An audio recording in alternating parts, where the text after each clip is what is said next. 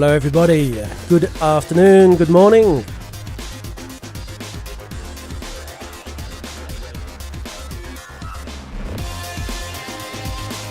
And good evening.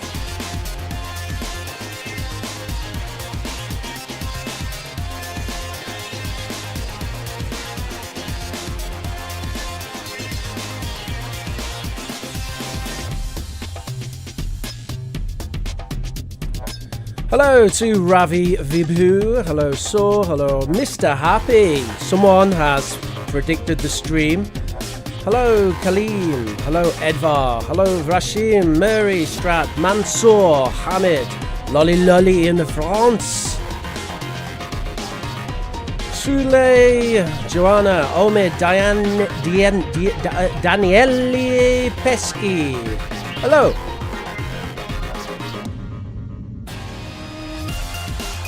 Hello Major, hello Bing Nguyen, hello Sohail, hello Mahmoud, Jack, BP, Game After Jian, Arif, Shimi, Nafisa, and everyone else.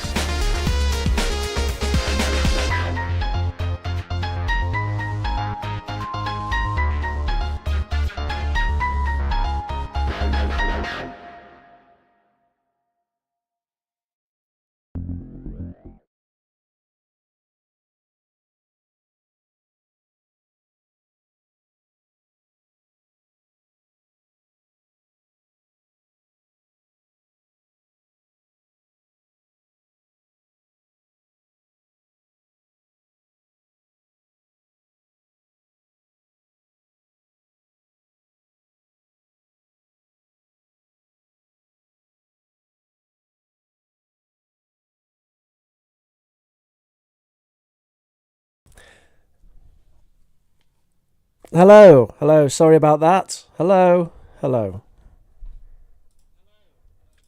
Hello everybody, my name is Teacher Rich for Oxford Online English, and today we're going to talk about personality.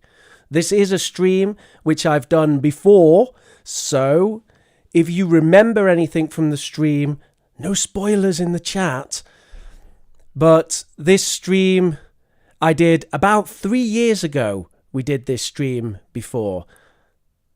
So, personality. Talking about personality. Let me ask you a question to begin. What's the difference between personality and mood? Answers in the chat. What's the difference between personality and mood?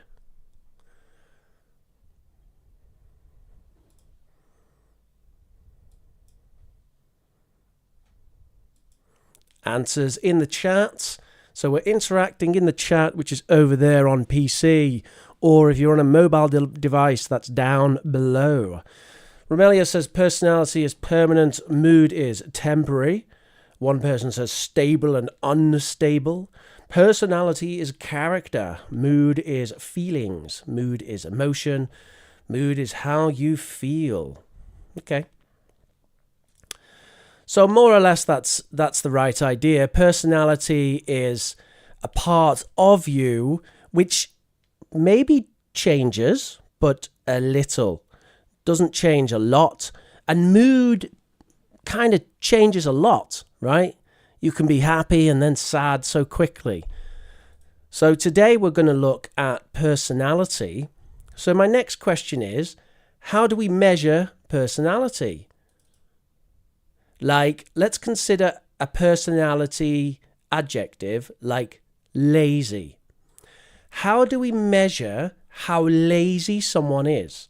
How do we measure who is extremely lazy, very lazy, quite lazy, not so lazy, not lazy at all? Is there a way that we can measure this? Do we have any psychologists in the chat? So we have questionnaire, says someone. Haha, how do we measure laziness, says Maria. Mohammed Iqbal Ahmed says, who doesn't work always tries to find rest. That's a lazy person. How do we measure it? Daisy says it's based on societal standards. Yes, but can we measure it scientifically? So the way to measure personality is through something called psychometric testing. Psychometric testing. Psycho means related to the mind, and metric is measurement. So these are words from Greek. Psychometric, mind measurement. So if we have any psychologists in the chat, maybe you can tell us what is psychometric testing, and do you have any examples of that? Welcome, Kwan Ho, to the Oxford Online English membership. Congratulations. While you're there, everybody, smash that like button, hit subscribe, and join the membership. If you join the membership, you get access to hundreds of free live English classes, which me, Ollie, Carrie, Caroline, and Leanne have done over the last 3 years. Really good quality, very cheap. Rorschach ink block test, says Shimi. I don't think that's a psychometric test. I think that tells you something else. Maria Frunza says, I'm thinking about doing psychometric psychology. Excellent. And Sully John says, lazy person stretches his hand to the food but doesn't have any desire to put it into his mouth. Not so sure about that. And of course, we have someone who has said the answer. So indeed, today we are talking about a type of testing called the Big Five. The Big Five, or Factor 5 personality testing. So this test measures personality as 5 dimensions. What is a dimension of personality? Well, remember we talked about lazy before. So imagine lazy as a line, and here you have very hardworking, and here you have very lazy. So this is like a dimension of personality, right? Now, Factor 5 separates dimensions of personality into 5 main dimensions. Lazy is not one of them, but it's very similar to one of them. So let's have a look at the first dimension. I'm going to show you some pictures, and I want you to try and guess the words and phrases. So you can see here some pictures and some phrases, and the name of the dimension is at the top. So, answers in the chat. Can you guess the hidden words? Can you guess the name of this dimension? And any comments about it? Dieter got the first one already. That took about 5 seconds. And Manuel as well. Yes, that's right. The first one is enjoy thinking. Do you enjoy thinking? If you enjoy thinking, maybe you are high in this dimension of personality. Lots of people saying creativity. That's right. Creativity is half of this dimension. It has 2 halves. Interest in complex ideas. Does anyone in chat have an interest in complex ideas? Or do you dislike complex ideas?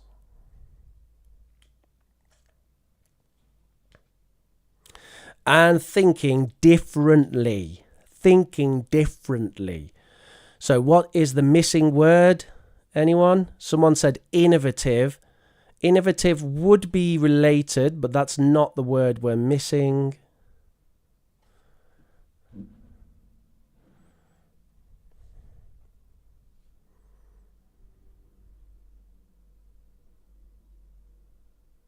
It's not introverted.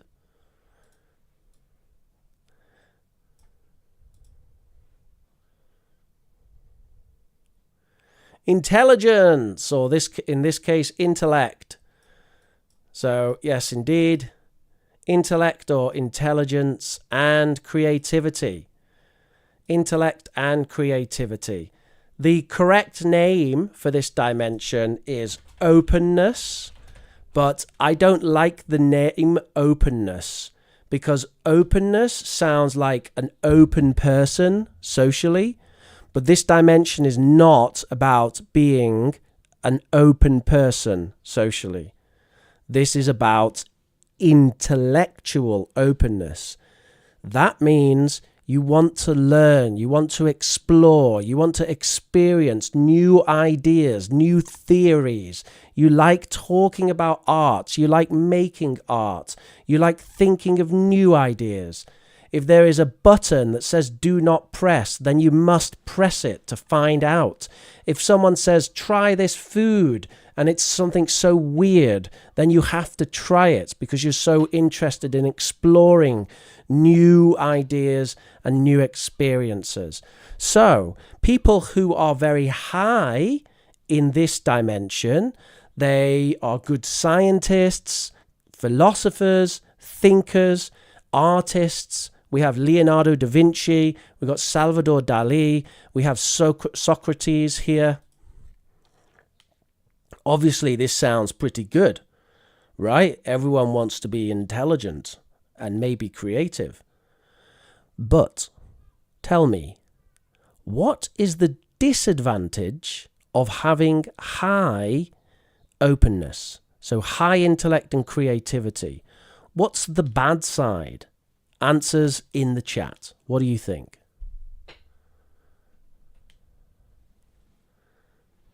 My coffee's still too hot to drink.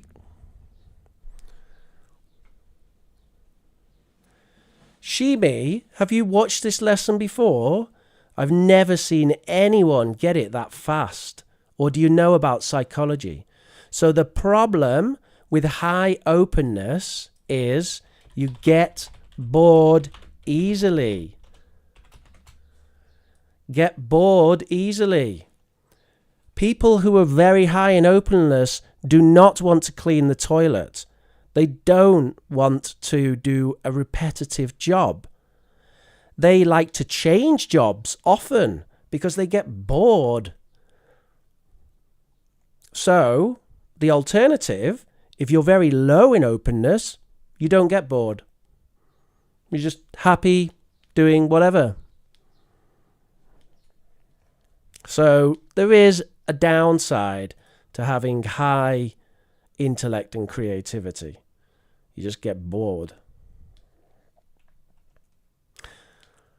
Okay, let's move on to the next dimension. So that one was openness, which is O, and we're going on to E. And I think you guys will get this one pretty easily. What do you think about this?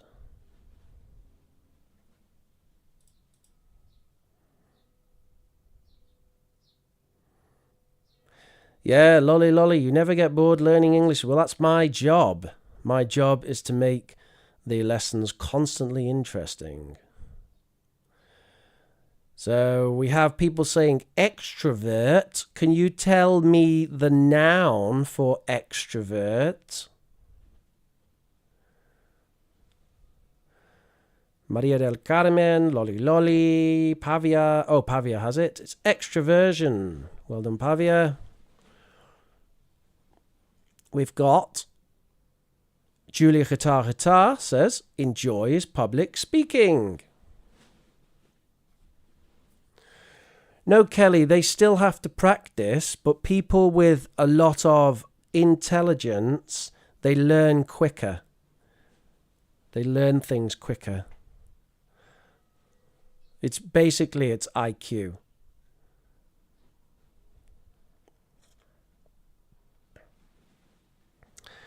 Not quite the soul of the party, but it's the same expression, Maria. So I'll tell you, I put the center of the party. We can say the life of the party, the soul of the party, the center of the party. The core of the party sounds okay as well.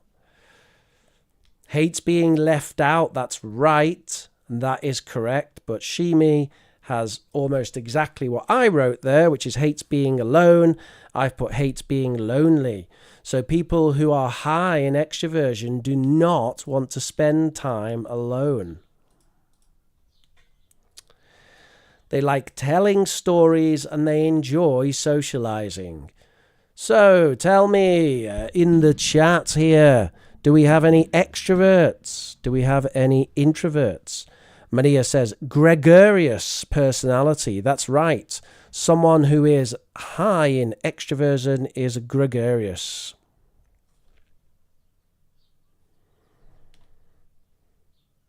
Oh, here's a comment from Daisy Lee that EQ is more important than IQ. Some people can't deal with stress and just shut off their connection when dealing with difficulties.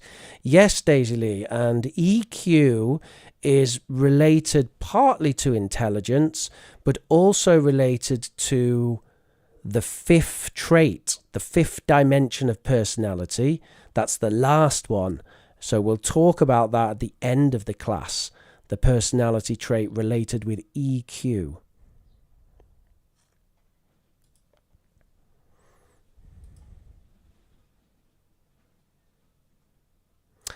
The nice thing about being an introvert is you don't mind being alone.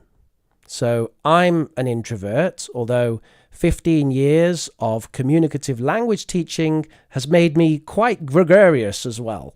But I do enjoy spending time alone, and I don't mind being alone, not at all. I find parties kind of a little stressful, and it takes a lot of energy to go to a party, and talking to people can be, I need to be in the right mood. I need to be kind of hyped up a bit like this. But yeah, it takes energy. That's what it's like being an introvert. Socializing is really takes energy out of you. Okay, so let's move on to the third dimension of personality according to the Big Five. So, can anyone get this one? Most of the time, people don't really know this one. Well, Pavia, what you're talking about there is actions, but really this is an internal thing. So, it's how you feel in your head, right? So, I act extroverted pretty much all the time now, but I still feel like an introvert in my head. I still find it takes energy to interact, to socialize, to go to parties. And I still don't mind being alone. So, lots of people getting this. Well done, Zuya, Arta, and Rosa, and Maria, Blue Sky, Dita. We've got lots of answers. So we have perfectionism. We have orderliness. We have keeps to obligation. And we have hard working. And the word is, listen to this pronunciation, conscientiousness. Conscientiousness. Conscientiousness. Right? So we have the stress there on the chien. Conscientiousness. Conscientiousness. People find this difficult sometimes. Conscientiousness. You could try the adjective, which is conscientious. Are you a conscientious person? By the way, a very close synonym to this is diligence. And the noun for diligence is diligent. That is conscientiousness. Yes, so conscientious people tend to be very industrious, and they're also very organized. Are you organized? Are you industrious?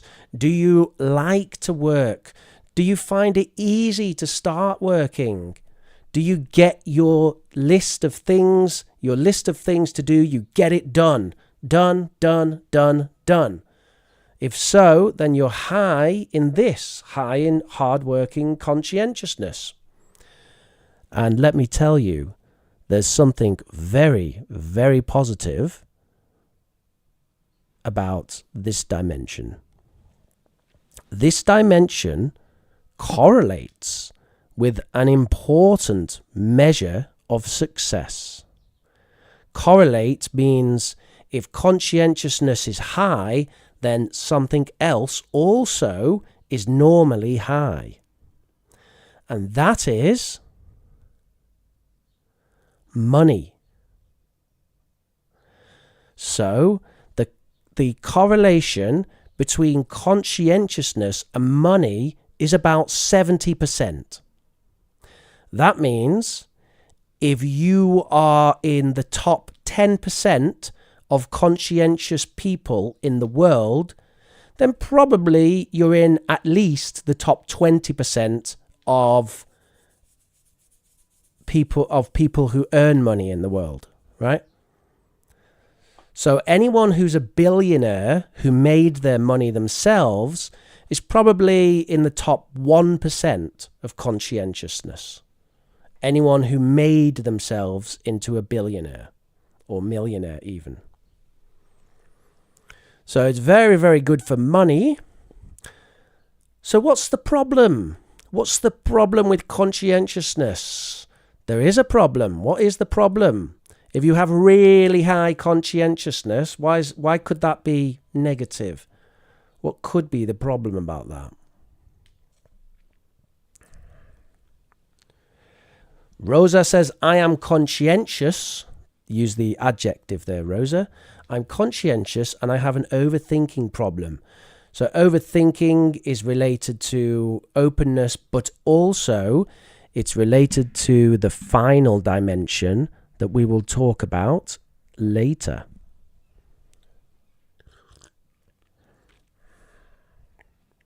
Nothing is satisfying. No, that's something else. Anxiety, not necessarily anxiety, but yes, stress. Burnout. Also, you don't know how to relax. No time for the family, can't relax easily. So you might actually call this person a workaholic. And I have a friend whose personality has become more like this over time.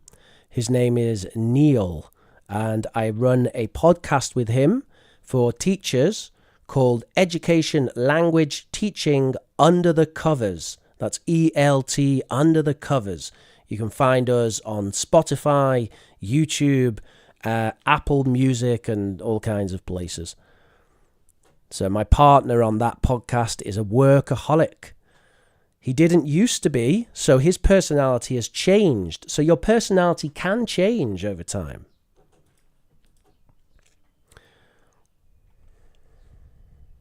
Right, let's move on. This is the fourth dimension, and I really like this one. So this one is called agreeableness. Now let's separate agreeableness into extremely high and extremely low. What do you think we call people who are very high and very low in agreeableness?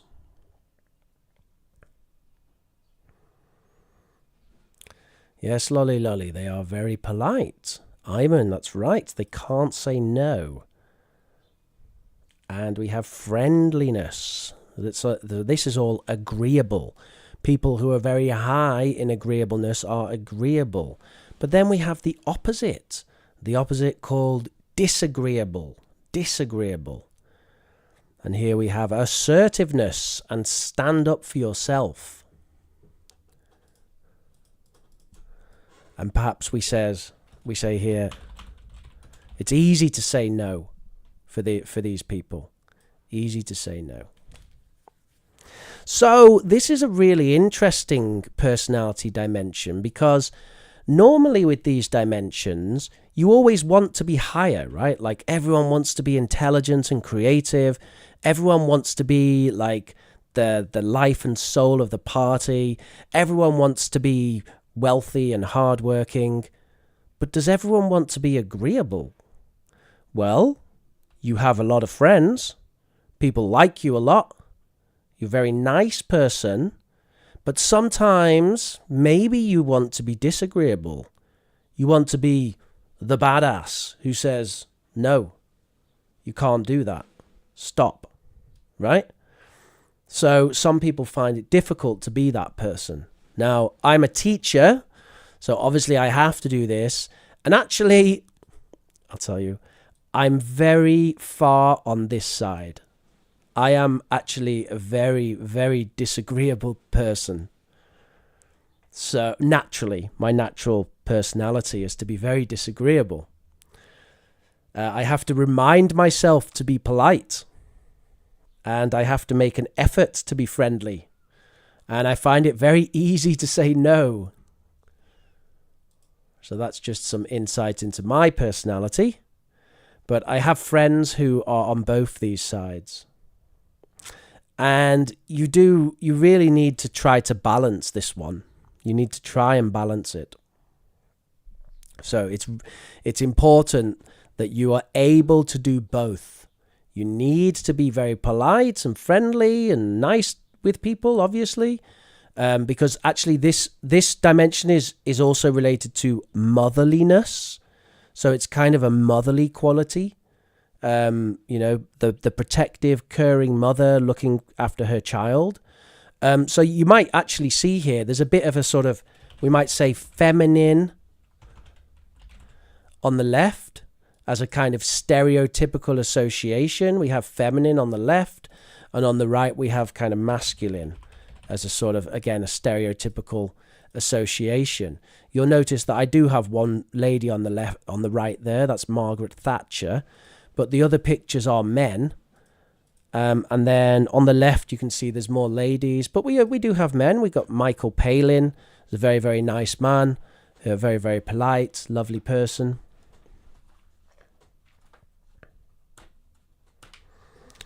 Right, so we're going to move on now to the last dimension of personality.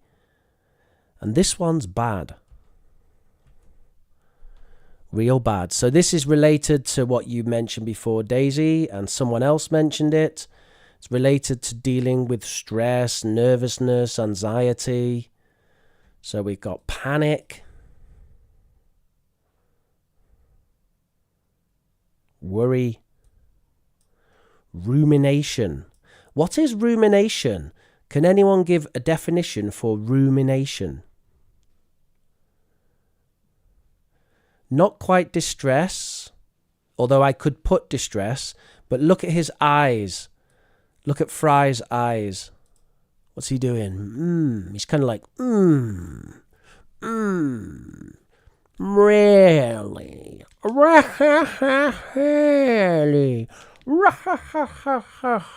Really?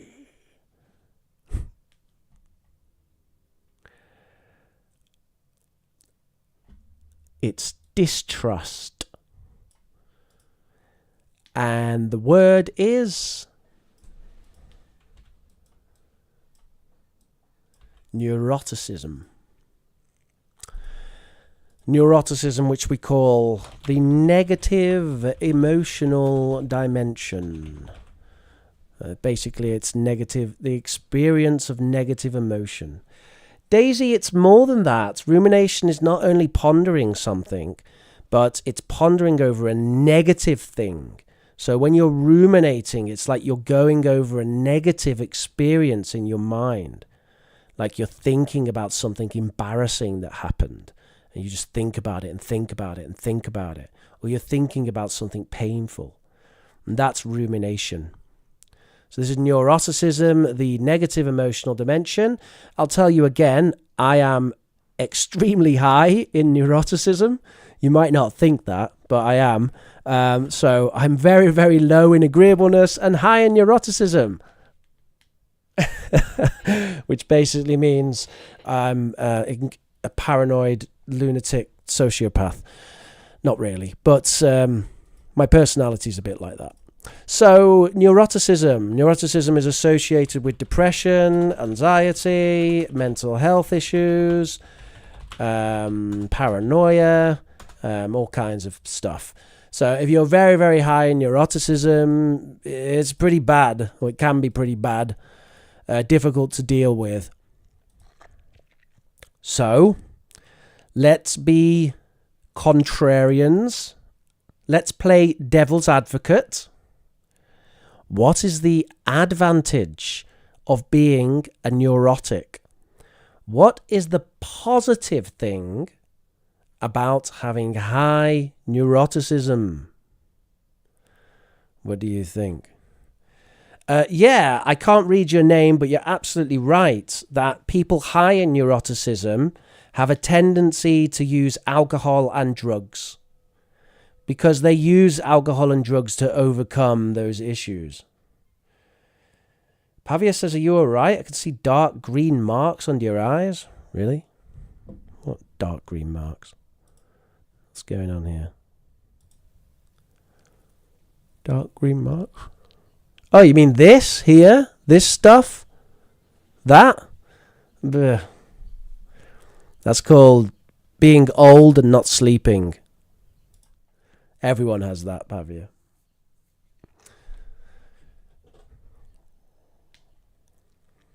Ah, yes, Julia, well done.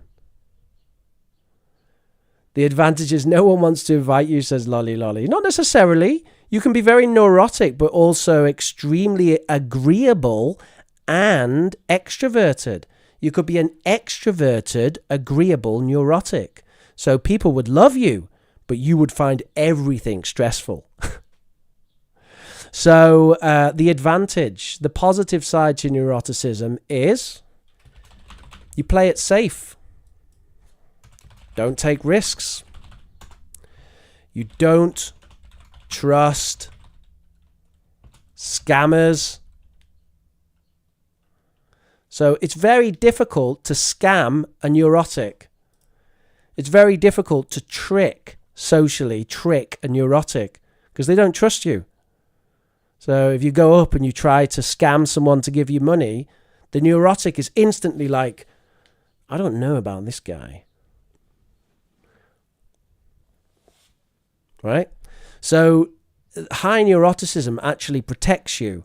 And we can say, all things being equal, in a disaster, the neurotics are more likely to survive. It's the neurotics that survive disasters because they don't take the risk. Maybe disaster's the wrong word. Let's say a risky... all things being equal, when something risky goes wrong, the neurotics are more likely to survive. That's more like it, yeah. So like if you go for a skydive, right, and the parachute doesn't open, well, a neurotic will not go for a skydive, right? The thing is, I'm very high in neuroticism, but I'm also very high in openness, extremely high. In fact, my highest trait is this one. I'm like, if you didn't notice that from my teaching style, I'm like incredibly high in openness. So that means I want to do new things all the time. I want to learn new things. I want to talk about new things. I want to think about new things. And I want to do skydives. And I want to travel the world. And I want to do all this stuff. So I do all that crazy stuff. And then suddenly when I'm doing it, I realize, oh, yeah, that's right. I'm a neurotic. And then I start to panic and worry and get stressed. It's brilliant. It's really, I highly recommend it. Yeah, be really high in openness and also high in neuroticism. It makes for such good fun. All right, so that is the Big Five. The Big Five personality test, which relates to the acronym OCEAN: openness, conscientiousness, extroversion, agreeableness, and neuroticism. Here is your homework, which will be in the PDF. You can collect that in a moment. I'll show you where to get that. Your homework is to match the phrases to each of the dimensions of personality. And I also highly recommend that you take a Big 5 test. Now, there's one here which costs $10, which is extremely good, and they do not sponsor anyone, and they don't sponsor Oxford Online English either, unfortunately. I would love it if they did, but they don't. And if you want to do a free one, then you can do that one. It's free, but not as good. And that will actually give you a good idea of your personality. It's really good fun. So if you want to download the lesson notes now, then you can. You can download the lesson notes from today.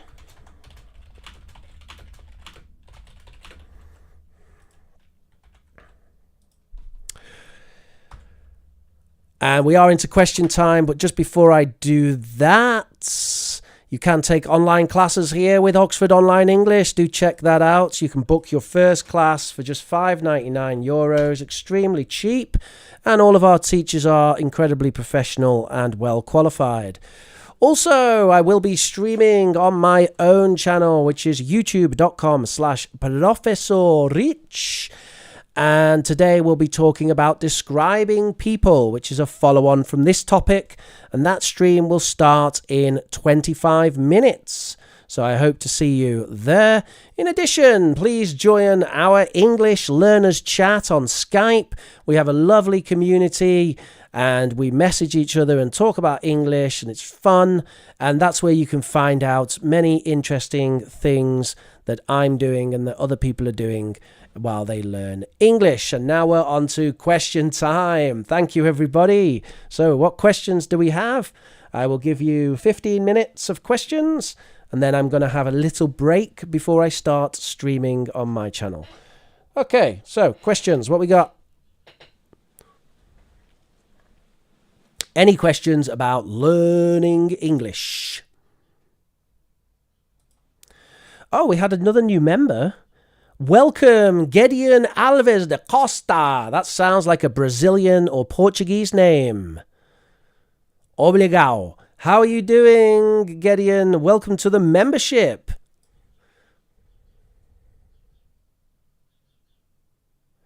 Maria del Carmen, I'm sure I'll see you at my stream on my own channel in 25 minutes, yes?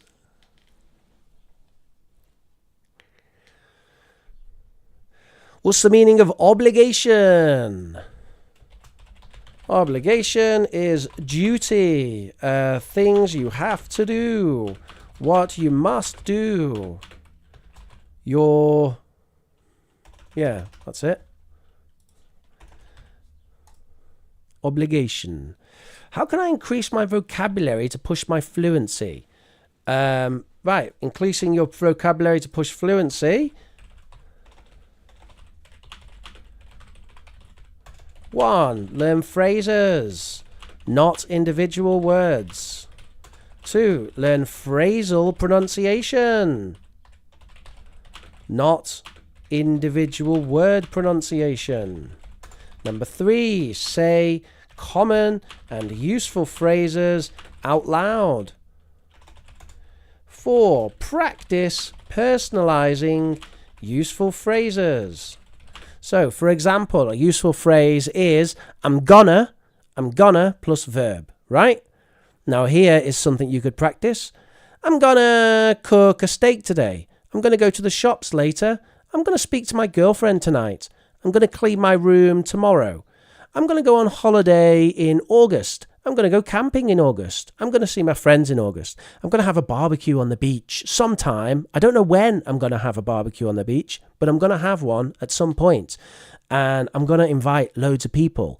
And we're going to have a party on the beach. And we're going to drink vodka. And we're going to drink cider. And we're going to have some halal and some haram food. Because we'll have some halal food because I have some Muslim friends, and we'll have some haram food because everybody likes pork except for Muslims. So we will have some halal food, some haram food. We're going to have vegetarian food because there's one crazy person who's a vegetarian, and we're going to have a great time. So notice that's me practicing the phrase, I'm gonna, plus the infinitive, right? And that's what I recommend you do to improve your vocabulary and fluency. Maria, that's a really good question about there is and there are. So, technically, in old style grammar, it should be there are lots of, right? That should be the correct one, right? However,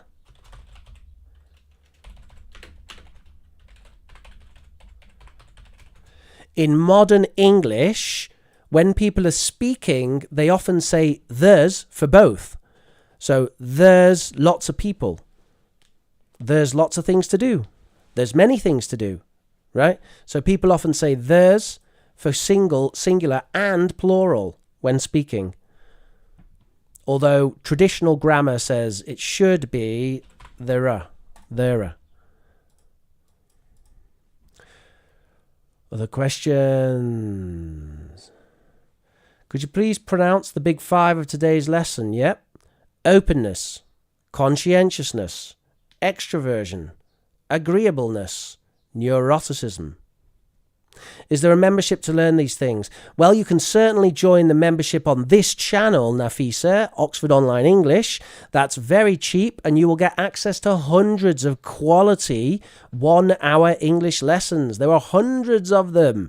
We've been doing them for 3 years. It's very cheap, and they're all private just for members. So that's a great thing you can do. Also, you can join my little conversation club learning community, and the link to that is there, bit.ly/English Learner Chat. And we have a lovely little message group on Skype where you can talk about learning English, and you can ask me questions about learning English, and if I have time, then I will answer those questions.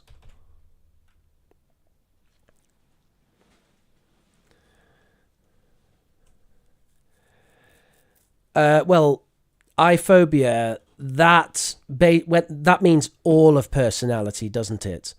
Yeah. All of personality.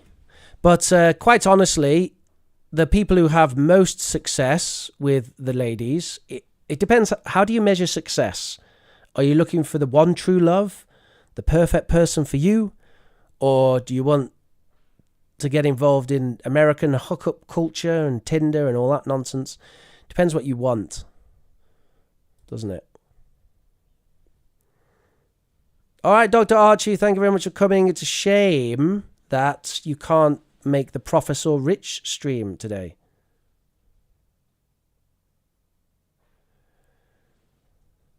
These kind of questions always confuse people. Me and my friends struggle with adding the correct verb form. Which question? Sorry, Pavia. I'm a bit confused what you're talking about.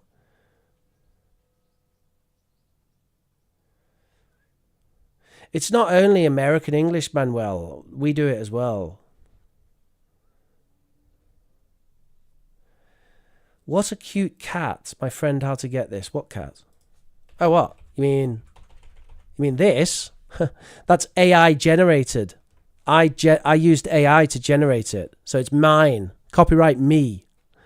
And if you want it, then please join the English Learner Chat on Skype, and I'll send it to you. But don't use it for commercial purposes. It's mine. Maria's question. Oh, yeah. Yeah, I mean, I would say just don't really think about it so much. But, yeah, you're right. It's the problem is, the issue you probably have, Pavia, is that there are grammar rules, but then there's what people actually do. And the grammar rules consistently change based on what people actually do. So even if it makes no sense, it's going to start changing. So there's lots of people is correct. But don't write it in a Cambridge English exam, because some idiots examiner will mark it incorrect. But that's because they don't realize it's correct. People use it all the time. Shanze, I will see you in 15 minutes at my stream, yes? Grammar rules change, very interesting. Of course grammar rules change. Of course they do. They have to. If grammar rules didn't change, then we'd have some serious issues. Yeah, grammar rules change constantly. We are descriptive linguists, not prescriptive. So we describe how language is used. We're not prescribing how to use it. Language is not our thing to prescribe how to use it. All we can do is describe what people actually do to communicate, with a minor element of prescriptive stuff. Yeah, that's okay, Pavia. I can understand that. It's a prestige thing. At the end of the day, it is a prestige thing. And for you, then, I would say use there are for plural. And also, I imagine you have to use things like fewer for countable nouns, right? Whereas in spoken English, most people say less for everything. They don't say fewer. So it should be fewer people, less milk. But people just say less people, less milk in reality. Of course, the grammar rule is that fewer for countable and less for uncountable. All right, everybody, thank you very much. So, what's this? You have a conflicting personality. Is it difficult for you and others? Yeah, something like that. So, thank you very much, everybody. I'm going to take a little break now, and I will be live in 10 minutes on my own channel. That's youtube.com/Professor Rich. So I hope to see you there. Thank you very much, everybody, for coming. Make sure that you smash like on this video. Make sure that you subscribe to Oxford Online English so you get notified about these live streams. Oxford Online English is a premium online learning platform with excellent teachers. If you want to take some classes, it's going to cost you money, but they're really good teachers, better than any teachers you can find anywhere else on the internet. Join the membership. Nice to see you all. Let's have some music to go out, and hopefully I'll see lots of you on my own channel soon. All right. Bye-bye now. Smash that like button.